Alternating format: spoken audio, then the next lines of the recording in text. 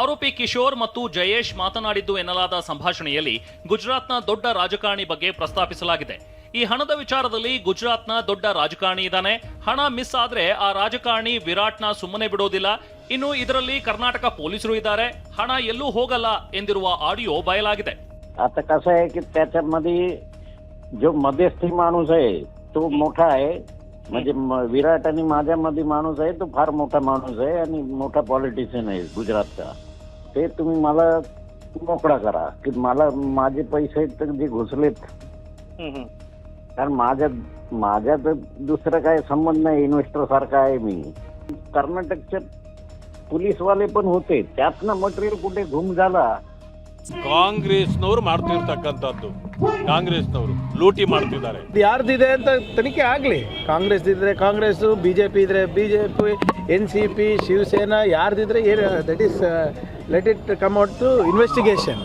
Demonetisation ಅಂತ ಒಂದು ದೊಡ್ಡ ಸ್ಲೋಗನ್ ಕೊಟ್ಟು ಪ್ರಧಾನಮಂತ್ರಿಗಳು ಎಲ್ಲ ಕಪ್ಪಣ ವಾಪಸ್ ಬಂದ್ಬಿಡ್ತು ಅದು ಇದು ಅಂತ ಎಲ್ಲ ಊರೆಲ್ಲ ಹೇಳ್ಕೊಂಡು ಓಡಾಡಿದ್ರಲ್ರಿ.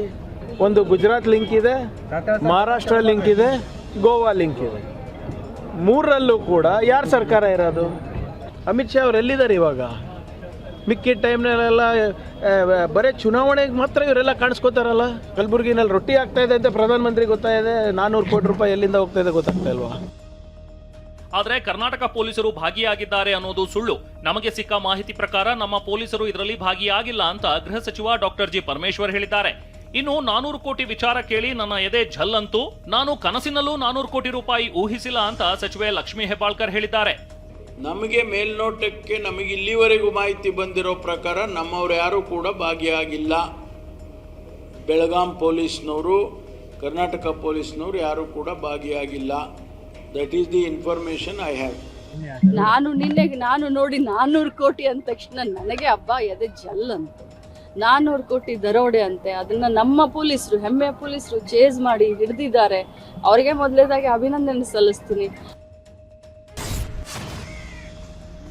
ಖುಷಿಯಾಗಿ ಪ್ರವಾಸಕ್ಕೆ ತೆರಳಿದ ಪ್ರವಾಸಿಗರಿಗೆ ಆಘಾತವಾಗಿದೆ. ಸಮುದ್ರದಲ್ಲಿ ಬೋಟ್ ಪ್ರಯಾಣ ಮಾಡುವ ಸಂತಸದಲ್ಲಿದ್ದವರು ಏಕಾಏಕಿ ಬೋಟ್ ಪಲ್ಟಿಯಾಗಿ ಸಮುದ್ರಕ್ಕೆ ಬಿದ್ದಿದ್ದಾರೆ. ಅರಬ್ಬಿ ಸಮುದ್ರದಲ್ಲಿ ರಕ್ಕಸ ಗಾತ್ರದ ಅಲೆಗಳ ಹೊಡೆತಕ್ಕೆ ಬೋಟ್ ತಲೆಕೆಳಗಾಗಿದ್ದು ಇಬ್ಬರು ಜೀವವನ್ನೇ ಕಳೆದುಕೊಂಡಿದ್ದಾರೆ. ಮೈಸೂರಿನ ಸರಸ್ವತಿಪುರಂನಲ್ಲಿ BPO ಕಾಲ್ ಸೆಂಟರ್ನಲ್ಲಿ ಕೆಲಸ ಮಾಡೋ 28 ಜನ ಉಡುಪಿಯ ಕೋಡಿಬೇಂಗ್ರೆಗೆ ಬಂದಿದ್ರು. ತಲಾ 14 ಜನ 2 ಟೂರಿಸ್ಟ್ ಬೋಟ್ ಹತ್ತಿ ಸಮುದ್ರದಲ್ಲಿ ಹೊರಟಿದ್ರು. ಆದರೆ ದೈತ್ಯ ಅಲೆಗಳು ಅಪ್ಪಳಿಸಿದ ರಭಸಕ್ಕೆ ಒಂದು ಬೋಟ್ ಮುಳುಗಿದೆ. 15 ಜನ ನೀರಿಗೆ ಬಿದ್ದಿದ್ದಾರೆ. ಈ ವೇಳೆ ಬೋಟ್ನಲ್ಲಿದ್ದ 22 ವರ್ಷದ ಶಂಕರಪ್ಪ, 23 ವರ್ಷದ ಸಿಂಧು ಸಾವನ್ನಪ್ಪಿದ್ದಾರೆ. ಇನ್ನು ಧರ್ಮರಾಜ್ ಮತ್ತು ದಿಶಾ ಸ್ಥಿತಿ ಗಂಭೀರವಾಗಿದ್ದು ಆಸ್ಪತ್ರೆಗೆ ದಾಖಲಿಸಲಾಗಿದೆ. ಟೂರಿಸ್ಟ್ ಬೋಟ್ ಸಿಬ್ಬಂದಿ ಸುರಕ್ಷತಾ ಕ್ರಮ ಪಾಲಿಸಿದ್ರ, ಲೈಫ್ ಜಾಕೆಟ್ ಧರಿಸದೇ ಹೋಗಿದ್ರ ಅಂತ ಪೊಲೀಸರು ತೀವ್ರ ವಿಚಾರಣೆ ನಡೆಸಿದ್ದಾರೆ. ಸಮುದ್ರದಲ್ಲಿ ಮುಳುಗುತ್ತಿದ್ದ 3 ಪ್ರವಾಸಿಗರನ್ನ ರೋಚಕವಾಗಿ ರಕ್ಷಿಸಲಾಗಿದೆ. ಉತ್ತರ ಕನ್ನಡ ಜಿಲ್ಲೆಯ ಕುಮಟಾ ತಾಲೂಕಿನ ಗೋಕರ್ಣದ ಮೇನ್ ಬೀಚ್ನಲ್ಲಿ 3 ಜೀವ ಉಳಿಸಲಾಗಿದೆ. ಚಿತ್ರದುರ್ಗ ಗೋಕರ್ಣಕ್ಕೆ 21 ಜನ ಪ್ರವಾಸಕ್ಕೆ ತೆರಳಿದ್ರು. ಲೈಫ್ ಗಾರ್ಡ್ ಸಿಬ್ಬಂದಿ ಎಚ್ಚರಿಕೆ ನೀಡ್ತಾ ಇದ್ರು, ಕೇಳದೆ ಸಮುದ್ರಕ್ಕಿಳಿದಿದ್ರು. ಆದರೆ ಅಲೆಗಳ ಅಬ್ಬರಕ್ಕೆ ಮನು, ಶಿವು ಮತ್ತು ಕಿರಣ್ ಕೊಚ್ಚಿ ಹೋಗಿದ್ದಾರೆ. ತಕ್ಷಣ ಇದನ್ನ ಕಂಡ ಲೈಫ್ ಗಾರ್ಡ್ ಸಿಬ್ಬಂದಿ ಲೋಕೇಶ್ ಹರಿಕಂತ್ರ, ಶಿವಪ್ರಸಾದ್ ಅಂಬಿಗ, ರೋಷನ್ ಖಾರ್ವಿ ಮತ್ತು ಮೋಹನ್ ಅಂಬಿ ಸಮುದ್ರಕ್ಕಿಳಿದು ಪ್ರವಾಸಿಗರ ಜೀವ ಉಳಿಸಿ ದಡ ಸೇರಿಸಿದ್ದಾರೆ.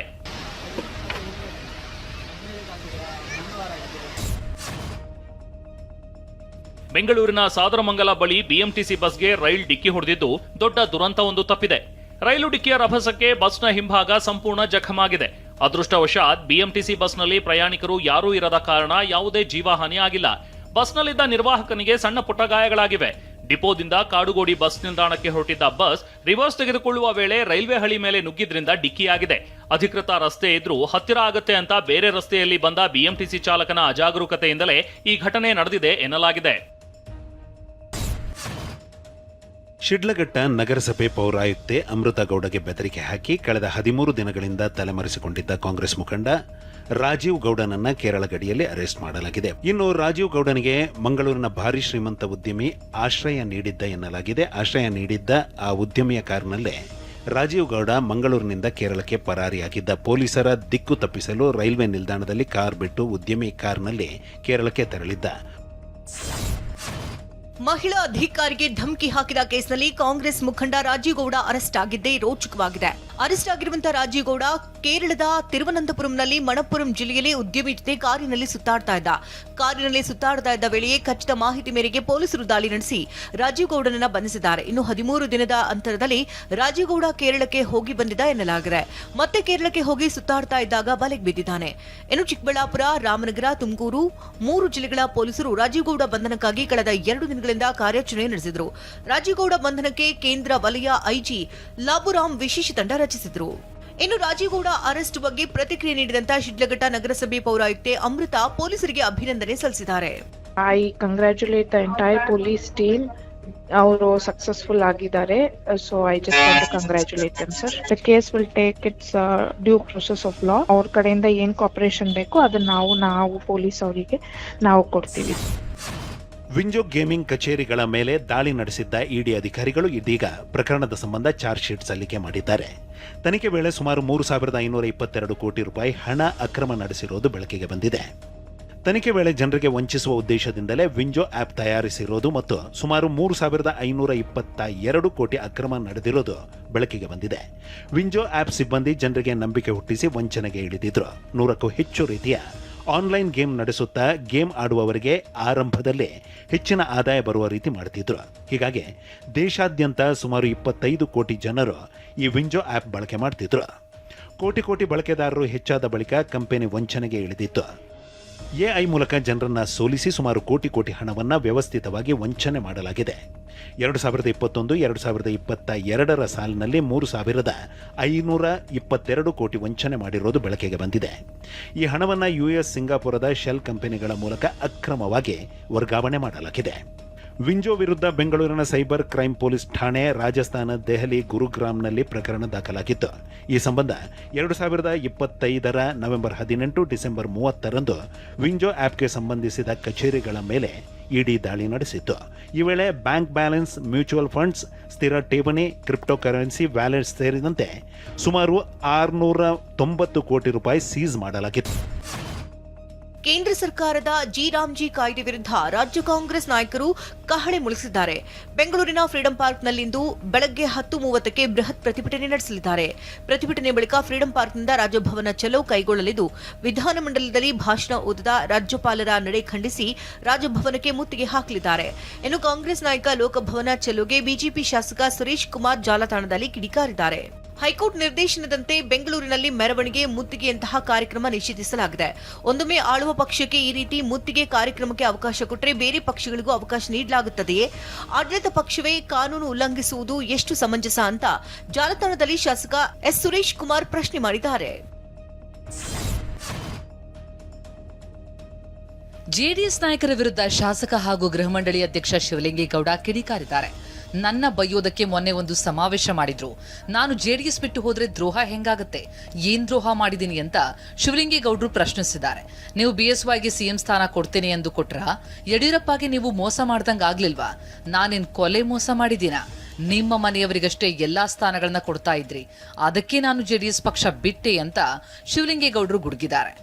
ಹೌದು, ನಾನು ಗೊತ್ತು ನನಗೆ ರಾಜಕೀಯ ಏನು ಅಂತ. ಏನು ನಾನು ಜೆಡಿಎಸ್ ಬಿಟ್ಟು ಹೋಗ್ಬಿಟ್ಟು ದ್ರೋಹ ಮಾಡ್ಬಿಟ್ಟು ಯಾಕಾಗುತ್ತೆ? ನಾನು ಇಪ್ಪಿದ್ರು ಇನ್ನೇನಾಗ್ತಿದ್ರಿ, ಇನ್ನೊಂದು ಸೀಟ್ ಜಾಸ್ತಿ ಆಗ್ತಿದ್ರಿ. 19 20 ಆಗವು, 17 18 ಆಗವು. ದ್ರೋಹ ಏನ್ ಮಾಡಿದೀವಿ? ನೀವು ಯಡಿಯೂರಪ್ಪ ಮುಖ್ಯಮಂತ್ರಿ ಕೊಟ್ಟು 8 ತಿಂಗಳು ಅಂತ ಹೇಳಿ ಒಡಬಿದ್ದು ಹೋದ್ರಲ್ಲ, ಕೊಟ್ರ ಅವನಿಗೆ ಮೋಸ ಮಾಡಿದಾಗ ಆಗಲ್ವಾ? ಹಂಗ ರಾಜಕೀಯದಲ್ಲೆಲ್ಲ ಇವೆಲ್ಲ ಇದ್ದಾವೆ. ಏನ್ ಮೋಸ ಅಂದ್ರೆ ಯಾರ್ಯಾರು ಇದ್ ಮಾಡಿದೀವಿ, ಕೊಲ ಮಾಡಿದೀವಿ, ಇದ್ ಮಾಡಿದೀವಿ. ನನ್ನ ಇಚ್ಛೆ ನಾನು ಸಾಯುವವರೆಗೂ ಎಂಎಲ್ಎ ಆಗಿಯೇ ಇರ್ಬೇಕಾ? ಮಂತ್ರಿಗಿರಿ ಕೊಟ್ರೆ ಅರಸೀಕೆರೆ ಕ್ಷೇತ್ರಕ್ಕೆ ಒಳ್ಳೇದಾಗತ್ತೆ. ಹೋರಾಟ ಮಾಡಲು ನಾನು ಕಾಂಗ್ರೆಸ್ ಪಕ್ಷಕ್ಕೆ ಹೋದೆ, ಇನ್ನೇನ್ ನಿಮ್ಮ ಬಾಲ ಹಿಡ್ಕೊಂಡು ಇಲ್ಲೇ ಕುತ್ಕೊಳ್ಬೇಕಾ ಅಂತ ಶಿವಲಿಂಗೇಗೌಡ ಹರಿಹಾಯ್ದಿದ್ದಾರೆ. ಇದು ಕೇಳಿದ ತಪ್ಪ?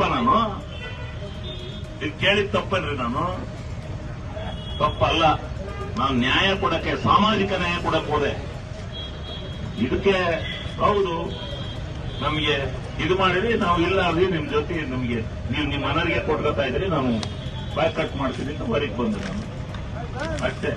ಅದಕ್ಕೆ ಏನೇನೋ ಹೇಳ್ತಾರೆ, ಸಮಾವೇಶ ಬೈಲಿ, ನಾವು ಸಮಾವೇಶ ಮಾಡಿ ಬೈಯನಂತೆ. ಯಾರಿಗೆ ಬೈಬೇಕಾದ್ರೆ ಬೈಯನ, ಎಲ್ಲರಿಗೂ ಬೈಯೋದು ಬೇಡ.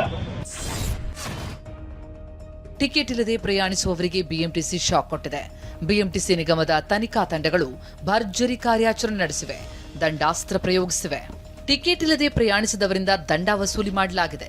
ಡಿಸೆಂಬರ್ ತಿಂಗಳಿನಲ್ಲಿ 2801 ಪ್ರಯಾಣಿಕರಿಗೆ ಬಿಎಂಟಿಸಿ ದಂಡ ಹಾಕಿದೆ. ಒಟ್ಟು 6,34,865 ರೂಪಾಯಿ ದಂಡ ವಸೂಲಿ ಮಾಡಿದೆ.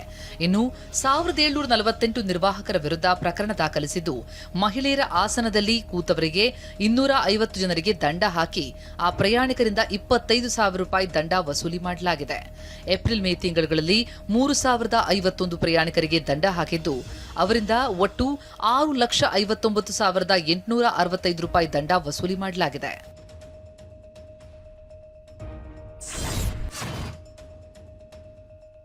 ಗದಗ ತಾಲೂಕಿನ ಲಕ್ಕುಂಡಿ ಗ್ರಾಮದಲ್ಲಿ ತನಗೆ ಸಿಕ್ಕ ನಿಧಿಯನ್ನ ಸರ್ಕಾರಕ್ಕೆ ಒಪ್ಪಿಸಿದ ಬಾಲಕ ಪ್ರಜ್ವಲ್ ರಿತ್ತಿ ಕುಟುಂಬಕ್ಕೆ ಸರ್ಕಾರ ಬಂಪರ್ ಬಹುಮಾನವನ್ನೇ ನೀಡಿದೆ. ರಿತ್ತಿ ಕುಟುಂಬಕ್ಕೆ 30-40 ಅಳತೆಯ ನಿವೇಶನ ಹಾಗೂ ಮನೆ ನಿರ್ಮಾಣಕ್ಕೆ 5 ಲಕ್ಷ ನಗದು ನೀಡಲಾಗಿದೆ. ಜತೆಗೆ ಕಸ್ತೂರವ್ವಗೆ ಹೊರಗುತ್ತಿಗೆ ಆಧಾರದಲ್ಲಿ ಕೆಲಸ ಘೋಷಣೆ ಮಾಡಲಾಗಿದೆ. ಗದಗ ಜಿಲ್ಲಾ ಕ್ರೀಡಾಂಗಣದಲ್ಲಿ ನಡೆದ ಗಣರಾಜ್ಯೋತ್ಸವ ಕಾರ್ಯಕ್ರಮದಲ್ಲಿ ಸಚಿವ ಎಚ್.ಕೆ. ಪಾಟೀಲ್ ಸೈಟ್ ಪತ್ರ ನೇಮಕಾತಿ ಆದೇಶ ಪತ್ರವನ್ನು ನೀಡಿದ್ದಾರೆ.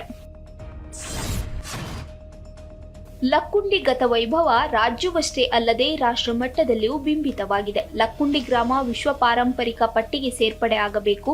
ಈ ಸಂಬಂಧ ಯುನೆಸ್ಕೋ ಜೊತೆ ಪತ್ರ ವ್ಯವಹಾರ ನಡೆಸಲಾಗಿದೆ ಅಂತ ಕಾನೂನು ಸಚಿವ ಎಚ್.ಕೆ. ಪಾಟೀಲ್ ಹೇಳಿದ್ದಾರೆ.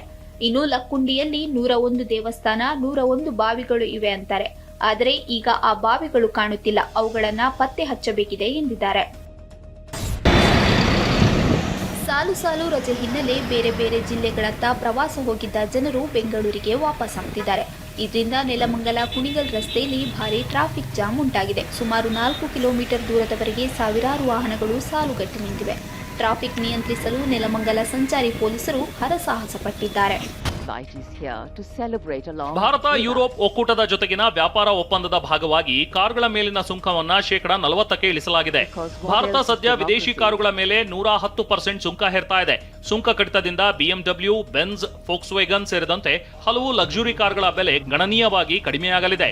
ಗಣರಾಜ್ಯೋತ್ಸವದ ಮುಖ್ಯ ಅತಿಥಿಯಾಗಿ ಆಗಮಿಸಿದ ಯುರೋಪ್ ಒಕ್ಕೂಟದ ಅಧ್ಯಕ್ಷೆ ಉರ್ಸುಲಾ ವಾಂಡರ್ಲೇಯನ್, ಯಶಸ್ವಿ ಭಾರತ ಜಗತ್ತನ್ನ ಹೆಚ್ಚು ಸ್ಥಿರ, ಸಮೃದ್ಧ ಮತ್ತು ಸುರಕ್ಷಿತವಾಗಿಡುತ್ತೆ, ಇದರಿಂದ ನಮ್ಮೆಲ್ಲರಿಗೂ ಲಾಭವಾಗುತ್ತೆ ಎಂದಿದ್ದಾರೆ. ಕಲ್ಟ್ ಸಿನಿಮಾಗೆ ಉತ್ತಮ ಪ್ರತಿಕ್ರಿಯೆ. ಸಚಿವ ಜಮೀರ್ ಅಹ್ಮದ್ರ ಕಲ್ಟ್ ಸಿನಿಮಾ ರಾಜ್ಯದೆಲ್ಲೆಡೆ ಉತ್ತಮ ಪ್ರದರ್ಶನ ಕಾಣ್ತಾ ಇದೆ. ನಿನ್ನೆ ನಟ ಜಾಹಿದ್ ಖಾನ್ ದಾವಣಗೆರೆಗೆ ಆಗಮಿಸಿದ್ರು. ಈ ವೇಳೆ ಪುತ್ರ ಜಾಹಿದ್ ಖಾನ್ ಅನ್ನ ಭೇಟಿ ಮಾಡಿ ಜಮೀರ್ ಅಹ್ಮದ್ ಶುಭಾಶಯ ಕೋರಿದ್ರು. ಪ್ರೀತಿಯಿಂದ ಮಗನಿಗೆ ಮುತ್ತು ಕೊಟ್ಟು ಸಂತಸ ವ್ಯಕ್ತಪಡಿಸಿದ್ರು. ಐಸಿಸಿ ಟಿ20 ವಿಶ್ವಕಪ್ ಟ್ರೋಫಿಯ ಮೊದಲ ನೋಟ ಅನಾವರಣವಾಗಿದೆ. ದೆಹಲಿ ಎನ್ಸಿಆರ್ನಲ್ಲಿ ಟ್ರೋಫಿ ಟೂರ್ ವೇಳೆ ಮೊದಲ ನೋಟ ಲಾಂಚ್ ಆಯಿತು. ಫೆಬ್ರವರಿ 7ನೇ ತಾರೀಕಿನಿಂದ ಐಸಿಸಿ ಪುರುಷರ ಟಿ20 ವಿಶ್ವಕಪ್ ಆರಂಭವಾಗಲಿದೆ. ಭಾರತ ಶ್ರೀಲಂಕಾದಲ್ಲಿ ಐಸಿಸಿ ಟಿ20 ವಿಶ್ವಕಪ್ ನಡೆಯಲಿದೆ.